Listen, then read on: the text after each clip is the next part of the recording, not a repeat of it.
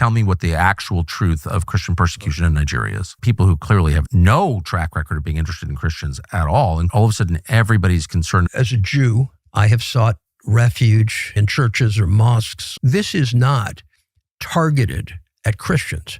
There are probably an equal or more number of Muslim deaths. What's interesting is they're calling it a genocide. That is absolutely not a genocide. You have a government richly populated by Christians. The Nigerians have no idea where this is coming from.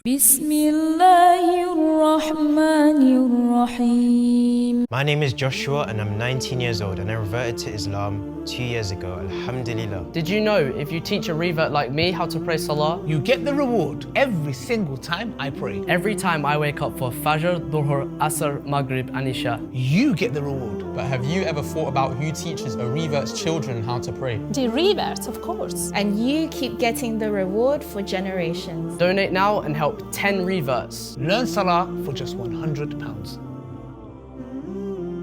Assalamu alaikum brothers and sisters. If you're watching this video and it's Salah time, please pause it and go pray and come back when you're done. Please check out the description section of this video to support the channel. So unless you live under a rock somewhere, in recent weeks, all of a sudden out of nowhere, a whole bunch of anti-Islam and pro-Israel social media accounts have been shouting about a supposed Muslim-led Christian genocide in Nigeria. I have personally spoken to fellow Muslims in Nigeria who deny this as being Islamophobic propaganda. And in turn, myself and our Nigerian Muslim brothers and sisters have been falsely accused of covering up what's going on over there. Cue Tucker Carlson, who with almost perfect timing provided a gem of a podcast that proves the Muslim claims on my side to be correct. Tucker, as a devout Christian, interviewed a Jewish lawyer who specialises in protecting Christian rights in Africa and confirmed there is no Christian genocide in Nigeria. I mean, it doesn't get any more neutral than that. Let's watch the first clip.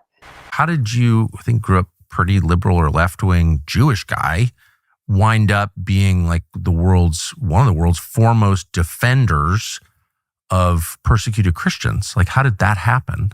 Well, firstly, as a Jew, I am an inclusive person. If somebody has faith in God, almost any God, I respect that. I feel the same way. I have traveled all my life. I have sought refuge during riots or whatnot, whether it be in churches or mosques.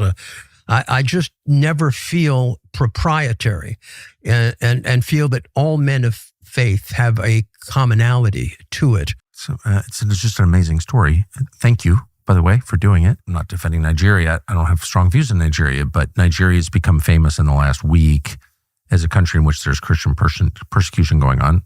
I think there's been a lot of conflict between Muslims and Christians in Nigeria for, my whole life. But all of a sudden, it's a kind of centerpiece of the conversation. What is the truth? You've been in and out of Nigeria for how long? 50 years. 50 years, 1975. Is that correct? Yes. It's a long time. So you know Nigeria pretty well. I do. What is the truth about what's going on? Well, and I ask because you've got credibility. You know the country. Tell me what the actual truth of Christian persecution in Nigeria is. Well, let's be very clear that the Nigerian government is populated by Christians and Muslims. Mm-hmm. I have represented in his earlier life the National Security Advisor of Nigeria when he was a young man. And he's a lovely individual and caring and universally respected in terms of religious issues. Devout Muslim, but universally respected. I sort of have a half brother there. That family is a totally integrated family. Muslim, Christian. I spoke to the foreign minister before I came here because I wanted to get clarity on the government's position. Absolutely, let's be clear, President Tinubu's wife is a Christian pastor. This is not targeted at Christians. There are probably an equal or more number of Muslim deaths. Believe it or not, you can blame some of this on the French, who had this. I do. I know nothing about it, but I believe you anyway. They had a massive force in the Sahel. They armed the Tuaregs, which are a notoriously aggressive tribal group. That arming has led to mass killings of Christians. The fact that when Libya blew apart, a massive amount of arms went down to Boko Haram can't be denied by anyone.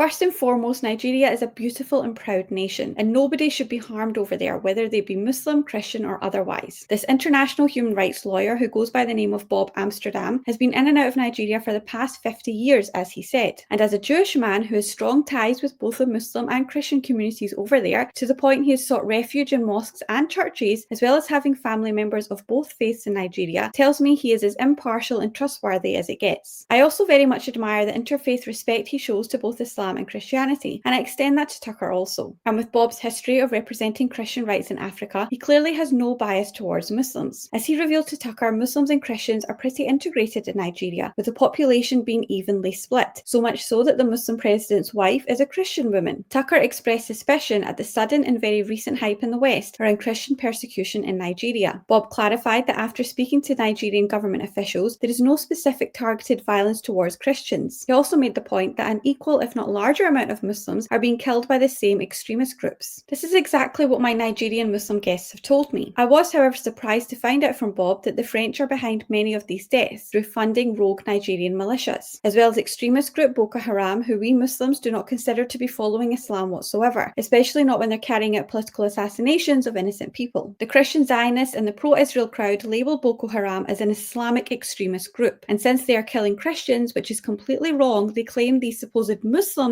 are carrying out a Christian genocide. I would counter that with Boko Haram is killing more Muslims than Christians, so this is not a religion-specific issue. And if we consider that France, who Bob said are also behind many of these deaths, is a secular Christian country, using the Islamophobes' logic, it could be argued that it's the Christians committing a Muslim genocide in Nigeria. But we're not going to say that, because these French militias are also mass-killing Christians, so again, it's not religion-specific, and we're not partaking in shady Israeli propaganda tactics. However, this does explain some of my Muslim Nigerian guests' claims. The so-called Christians, who most likely belong to these French groups, are burning down mosques over there. Let's watch the next clip.